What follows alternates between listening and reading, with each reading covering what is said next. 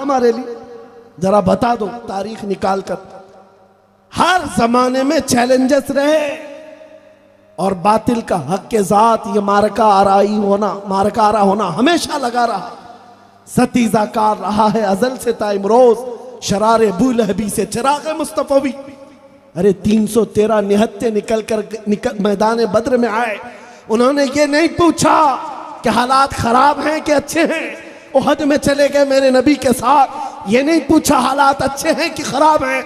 सबसे बड़ी माइनॉरिटी मैदान में अगर देखना है वो करबला का मैदान है।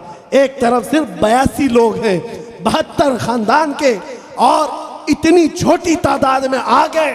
उनमें से एक शहजादे ने भी नहीं पूछा हालात अच्छे हैं कि खराब हैं, तादाद सामने वालों की कितनी है। इसीलिए ये मिशन लेकर चलो।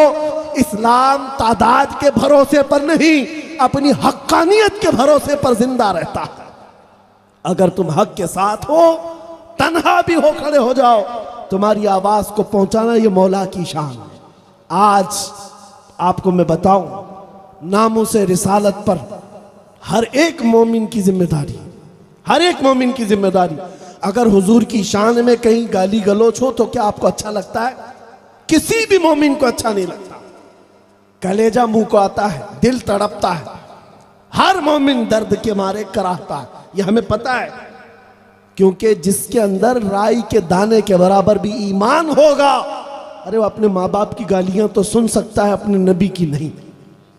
उसका मसलक है, उसका ईमान है। लेकिन एक बात मैं आपको बता रहा हूं, लोग ये समझते हैं काम करने के लिए बहुत बड़े मैदान की जरूरत है।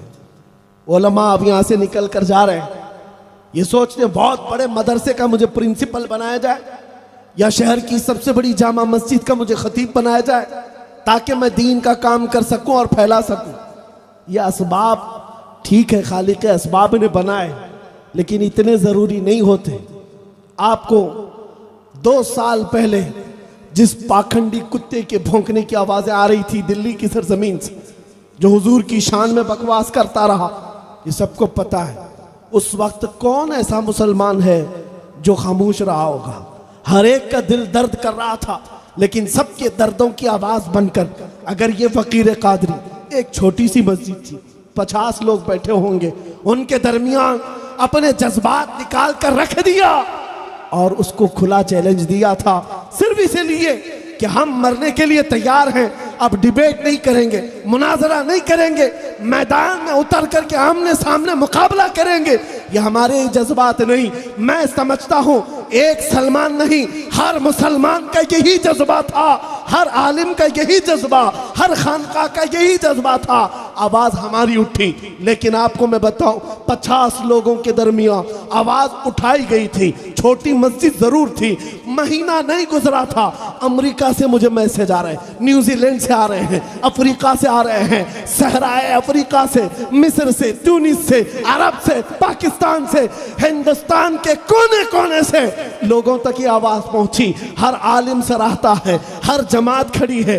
जितने लोगों के मैसेजेस आए हैं, ये पढ़ते पढ़ते सालों लग जाएंगे जो मेरे पास मौजूद है। लोगों ने अपने लेटर हेड लिखे, अपने खिताबात अरसाल किए, अपने मकतूबात भेजे, और हर एक ने यह कहा जब नबी की बात आई है सारे इख्तिलाफात पीछे, हम आपके साथ शाना बशाना खड़े हैं।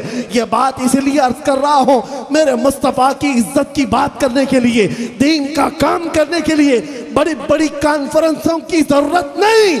अगर ईमान के साथ तन्हा भी पुकारो, मौला चप्पे चप्पे में तुम्हारी आवाज पहुंचा दे।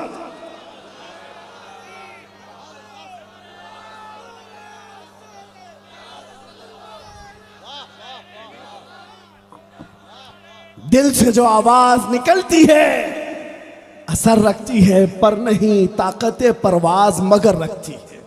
इसलिए बोलना हो बेखौफ खतर बेबाक होकर मेरे मुस्तफ़ा को हाजिर और नाजिर जानकर, और अल्लाह को कादिर मुतलक समझकर बोलो। मेरे अजीजों, तुम्हारा ही ईमान है, उलमा से मैं खिताब कर रहा हूं, तुम्हारा ये ईमान है। उस बेआबो गियाह मैदान में काबे की तामीर करके इब्राहिम अलैहिस्सलाम को हुक्म दिया गया था, वाज़िन फिन्नासि बिल हज, ऐ इब्राहिम लोगों को हज के लिए बुलाओ। जबकि तारीख में ये भी है मक्का आबाद करने वाले पहले इंसान इब्राहिम अलैहिस्सलाम। कोई आबादी नहीं, कोई खानदान नहीं, लेकिन मौला का हुक्म है पुकारो, लोगों को पुकारो। उलमा जानते हैं बगैर किसी आबादी के तन्हा इब्राहिम अलैहिस्सलाम ने आवाज दी। रिवायात बताती हैं मौला ने इब्राहिम अलैहिस्सलाम की आवाज को पूरी कायनात में ही नहीं, पैदा होने वाले बच्चों की रूहों को तक सुनाया। वो कादिर मुतलक है जो आवाज को पहुंचाने पर कुदरत रखता है। और लोग ये समझते हैं बातें बनाने वालों का तो कोई जवाब नहीं। सोशल मीडिया का दौर है, यूट्यूब का जमाना है, फेसबुक इंस्टाग्राम का जमाना है, इसलिए मौलाना मशहूर हो गए। यूट्यूब में सैकड़ों और भी हैं, हजारों की तादाद में रोज व्लॉग बनाने वाले भी मौजूद हैं, बहुत है। अरे भरा पड़ा हुआ है। ये कमाल न इंटरनेट का है, न यूट्यूब का है, न इंस्टा का है, न फेसबुक का है। हमारा ईमान सिर्फ इतना है, मेरे नबी की इज्जत पर बोलो, वो 70 दरवाजों के अंदर भी बंद रहे, मौला उसकी मोहब्बत पूरे मखलूक के दिल में डालता। रब तबारक व तआला उसकी मोहब्बत मखलूक के दिल में डालता है। आप हुजूर के लिए बोलना सीखो। उनके हम गुलाम हैं तो गुलामी पूरी तरह करें, जिसके नौकर हैं पूरी नौकरी करें। गौसे पाक रदी अल्लाह तआला अन्हु का ये जलसा है। उन्होंने बगदाद मुअल्ला में जो कमालात किए, मेरे अजीजों, जब उनका वक्त आया तो जानते हैं वक्त का खलीफा मर गया, दूसरा जो आया वो तो गौस पाक का मुरीद था, और वो इतना करीब था कि गौसे पाक ने जो सियासी मामलात को सुधार दी, ऐसे सुधारे कि उस खलीफा वक्त के साथ आपने जितने इलाकों के गवर्नर थे सब गवर्नरों को ऐसा पाबंद बनाया। सुन्नी सहीहुल अकीदा जो तहज्जुद गुजार था उसको गवर्नर बनाया।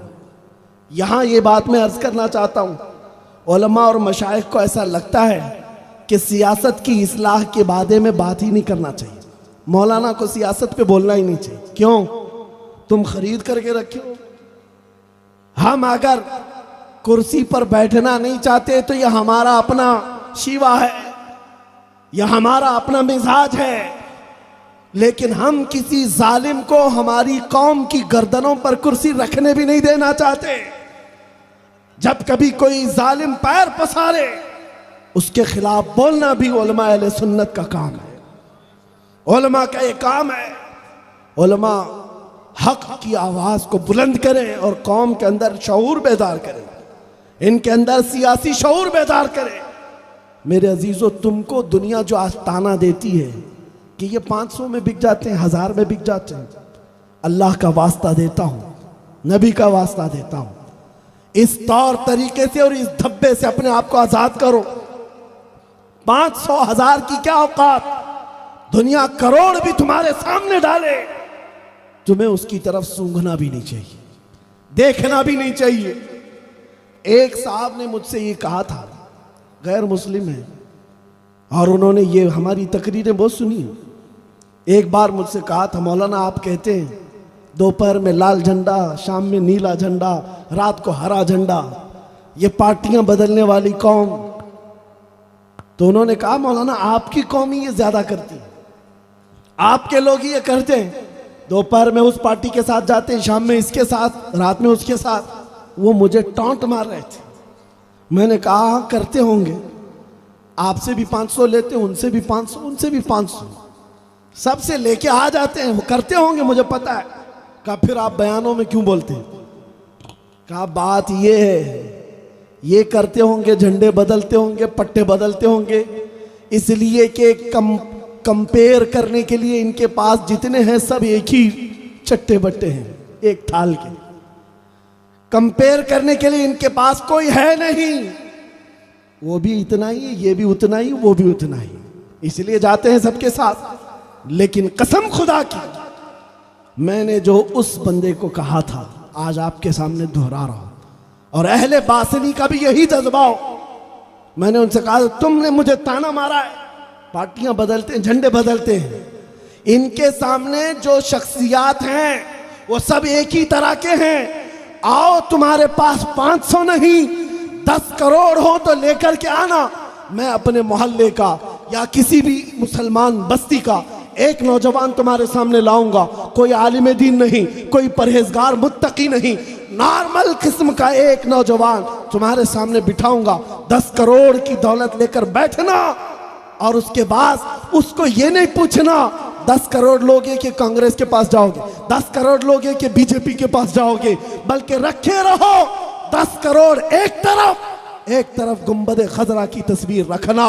और कसम खुदा की मैं कहता हूं हमारा आम नौजवान भी तुम्हारे 10 करोड़ को ठोकर मारेगा और कहेगा मेरे नबी से मेरा रिश्ता कल भी था और आज भी है, अपना सब कुछ गुंबद खजरा कल भी था और बतला दो गुस्ताखे नबी को गैरत सुन्नी जिंदा है, उन पे मर मिटने का जज्बा कल भी था और आज भी है।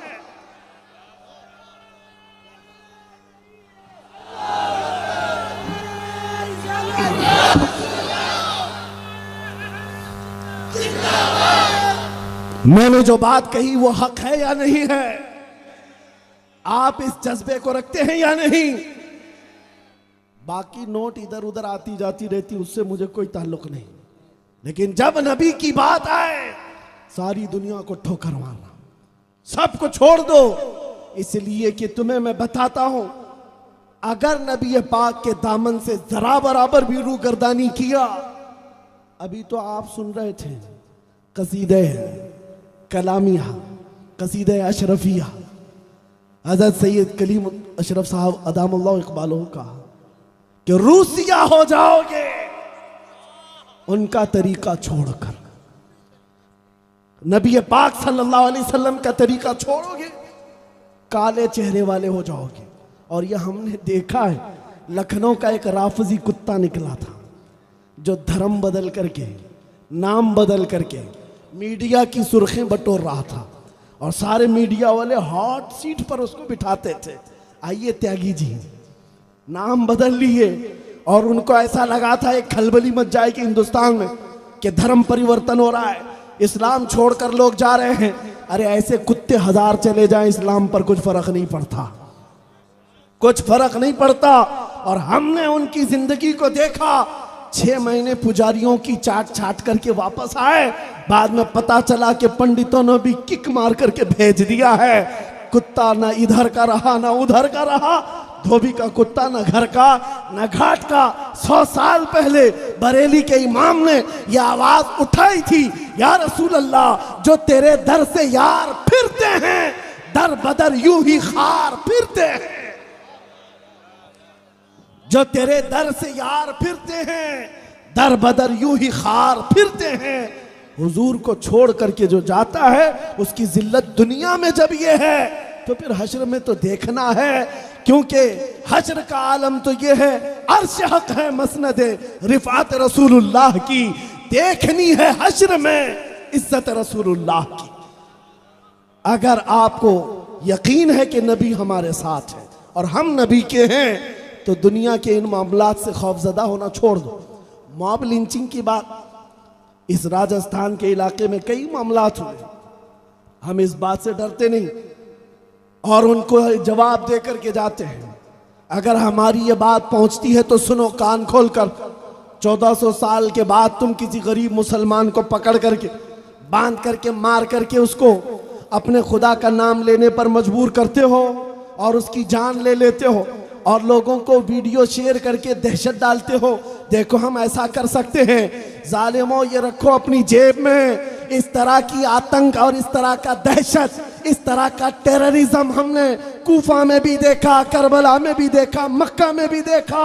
वहां पर गयूर मुसलमानों को रेत पर लेटा करके सिल रख देते थे सीनों पर और उनको फांसियों पर भी चढ़ाया है। खुबैब इब्न अदी के नाखूनों को पकड़ से खींचा था। ज़ैद बिन दसना को आंखों में गरम सलाइयां फेरी गई थी, उनके कान, नाक और होंठ काट लिए गए थे। ये मॉब लिंचिंग तो 1400 साल से कुफ्फार और मुशरिकीन करते आ रहे हैं। तुम तो उनकी नाजायज औलाद, आज ये दोबारा ट्रायल कर रहे हो। लेकिन खबरदार याद रखना, उस वक्त तुम्हारे नाजायज बाप दादाओं से इस्लाम नहीं मिटाता, आज भी इन कुत्तों से इस्लाम नहीं मिट सकता। इस्लाम तेरी नब्ज न डूबेगी हश्र तक, तेरी रगों में रवा खून है चार यार का। इस्लाम जिंदा होता है हर करबला के बाद। यहां पर यह दोहराया जाएगा, ये तारीख दोहराई जाएगी। गज्जा में जो हो रहा है इसको दिखा करके दुनिया मजे ले रही है। ये दुगलापन आप देखें, इनका दुगलापन। यूक्रेन पर रशिया बमबारी कर रहा था, तभी इनके मुंह में दही जमा हुआ था। क्यों? रशिया इनका दादा है, बोल नहीं सकते उसको कि वो आतंकवादी आतंकवाद है या फिर वो टेरर अटैक कर रहा है। नहीं, वो तो वार है, बैटल है, जंग है। और यहां एक मुट्ठी भर जमात अपनी जमीन के लिए लड़ रही है। वो दहशतगर्द है, वो टेररिस्ट है, उसका नाम भी ना लो। ये दोहरा मेयार तुम्हारे पास क्यों आया? बात सिर्फ इतनी है, तुम्हें आतंक, दहशत और टेररिस्ट से कोई मतलब नहीं। बात सिर्फ इस्लाम और कुफ्र की है। बात सिर्फ इस्लाम और कुफ्र की है। इस्लाम जहां आया तुम्हारे दिल में कीड़े पड़ गए। इस्लाम जिस जगह नजर आया तुम्हारे पेट में सांप लौटने लग गए दुश्मनी के। ये दोहरा मेयार मीडिया में भी देखोगे, पूरी दुनिया में भी देखो, लेकिन इनके प्रोपेगेंडा करने से कुछ फर्क नहीं पड़ता, कुछ फर्क नहीं पड़ता। अबू जहल ने क्या क्या नहीं किया, कितना प्रोपेगेंडा फैला मेरे नबी के लिए। लोगों को पकड़ पकड़ कर कहता था वो जादूगर है, वो शायर है, वो मजनू है, नाउज़ बिल्लाह। क्या असर हुआ? और उसकी जुर्रियत आज पूरा टेलीविजन लेकर बैठी हुई, अबू जहल के सारी औलाद बैठी और प्रोपेगेंडा फैला रहे हैं। अरे तुम्हारी जेब में से सुई भी निकल गई, अरे बड़ा टेररिस्ट था ये आतंकवाद है। और कहीं कोई दूसरा पूरा बम भी उड़ा दे, अरे नहीं वो तो गलती से उड़ गया होगा, वो ट्रायल कर रहा होगा, उड़ गया होगा। ये दोहरा मेयार देखते जाना और अपना ईमान मजबूत रखो, अपना ईमान मजबूत रखो। मुझे शर्म आती है उस वक्त जब इस तरह का दोहरा मेयार रखने वालों के पीछे हमारी कौम जय जय करते हुए भागती है। तुम्हें जरूरत नहीं किसी की जय विजय, क्यों पुकारें, क्या गरज हमको। हमें काफी है सैयद अपना नारा या रसूल अल्लाह, हमें काफी है सैयद अपना नारा। बस मैं अपनी गुफ्तगू को खत्म करता हूं, वक्त बहुत हो चुका। मेरे अजीजों, यहां पर बासनी के लिए जो मैं जब से आया हूं, ये नहीं है कि मैं आपके लिए नया होगा, लेकिन मेरे लिए बासनी नया नहीं, बचपन से सुना हूं। और ख़ास तौर पर हिंदुस्तान ही में नहीं, पूरी दुनिया में तुम्हारा जो नाम है वो इसलिए नहीं है कि ये नागौरी बासनी वाले दूध और चाय बेचते हैं। दूध और चाय वाले नागौरी अपनी जगह पर, लेकिन तुम्हारी शोहरत इस बात पर है कि ये शरीयत की पाबंदी करते हैं और इनके यहाँ गलबा आशिकाने मुस्तफ़ा का है। बड़े बड़े उलमा काबिर मशाइख यहाँ आते रहे, मैं हाजिरी इसीलिए लगाया कि उनका फैज मुझे मिल जाए। आप डबल जिम्मेदारी के हैं, अब आपके ऊपर दोहरी जिम्मेदारी आती है। जब तुम्हारे लिए पूरी दुनिया में ये नाम है, यहाँ दो बड़े इदारे चलते हैं, दो नहीं और भी होंगे, और भी इदारे यहाँ पर हैं, सुन्नी इदारे यहाँ पर हैं, एक दो नहीं सैकड़ों उलमा यहाँ से निकल रहे हैं। तब तुम्हारी जिम्मेदारी डबल हो जाती है कि कहीं दुनिया ताना ना मारे कि चिराग के नीचे अंधेरा है। ऐ नौजवानों, फैशन परस्ती के और मॉडर्निज्म के पीछे भागना छोड़ दो, हुजूर के कदमों में इज्जत ढूंढो, हुजूर के दामन में इज्जत ढूंढो। इन उलमा को आप यही समझते, अभी मौलाना बता रहे थे, कौम तो अब ये समझने लग गई कि ये मौलवी मौलाना लोग किसी मदरसे में बैठ करके पढ़ा करके चले जाते हैं, 7,000 8,000 की तनख्वाह होती है, इनकी मस्जिदों में इतने ही होते। ये ख्याल बदल डालो, ये ख्याल बदल डालो। न पूछ इन खिरकापूशों को इरादत हो तो देख इनको, यदे बैजा लिए बैठे हैं अपनी आस्तीनों में। तुम्हें पता नहीं है, अगर दुनियादारी इनके पास नहीं है तो क्या समझते हो कि मौलवी कुछ नहीं कर सकता? मुझ जैसा एक छोटा मौलवी इनके खीमों को हिला सकता है। तो तुम्हें अभी अंदाजा नहीं अहले सुन्नत व जमात के इस तबके में कितना दम और खम मौजूद है, कितनी ताकत मौजूद है।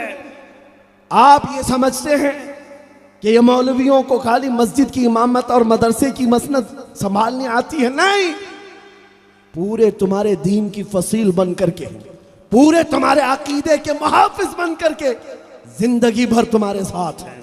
बल्कि यूं समझ लो, इमाम गजाली रहमतुल्लाह ताला अलैह फरमाते हैं, अन्नासु कुल्लुहुम मौता इल्लल उलमा। इंसान ये जितने हैं सब मुर्दा हैं, सिर्फ उलमा जिंदा है, इल्म वाले जिंदा हैं, इमाम गजाली फरमाते हैं। लेकिन साथ में आपने और भी फरमाया है, उलमा इस बात पर ये ना समझ ले कि हम जिंदा हैं, ये मुर्दे हैं।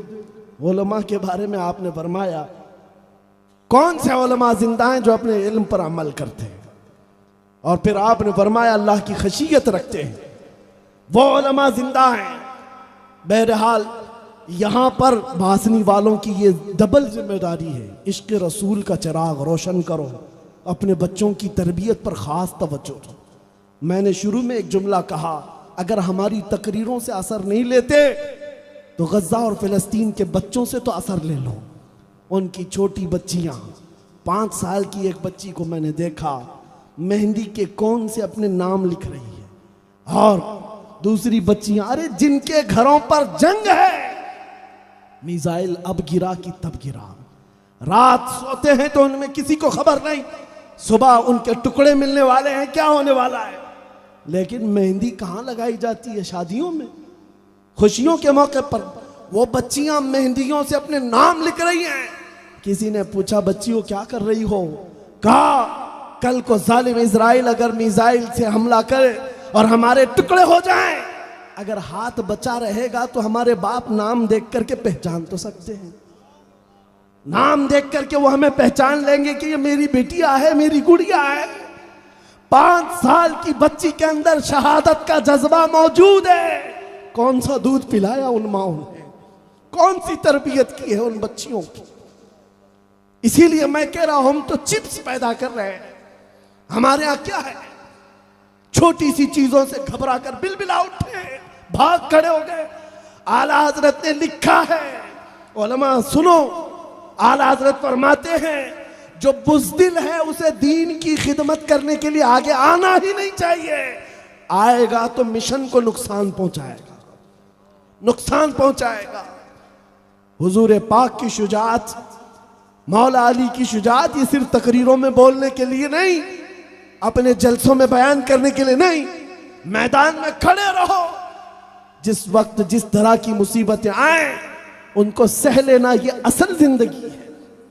ऐ नौजवानों, उठो, वो गरना हश्र ना होगा फिर कभी, दौड़ो के जमाना चाल अपनी चल गया। आज दिल रंजीदा जरूर है, दुखता बहुत है। हमारी हैसियत कुछ नहीं कि हम फिलिस्तीन पहुंच सके, हम जा सके गजा के उन बच्चों पर, लेकिन उन सऊदी अय्याशियों पर, उन इमाराती, बहरैनी और दीगर ममालिक की अय्याशियों पर भी दिल जलता है। ये दुनिया उनको शयूख अरब कहती है, उनको मशाइख कहती है। उनके सफ़ेद जुब्बे और उनके सफ़ेद चिमाग पर जाकर तुम ये समझते हो ये इस्लाम के दिल दादा। यहूदियों ने उनके दिलों पर ऐसी हुकूमत तारी की है, वो खून बहता हुआ बच्चों का देख रहे हैं और इधर पिज्जे बर्गर खाते हुए बैठे थे। इसलिए ऐ नौजवानों, तुम्हारा दिल अगर रंजीदा है तो जाहिर सी बात है, हमारी तकरीरों के बाद हर कोई ये पूछता है हमें क्या करना चाहिए।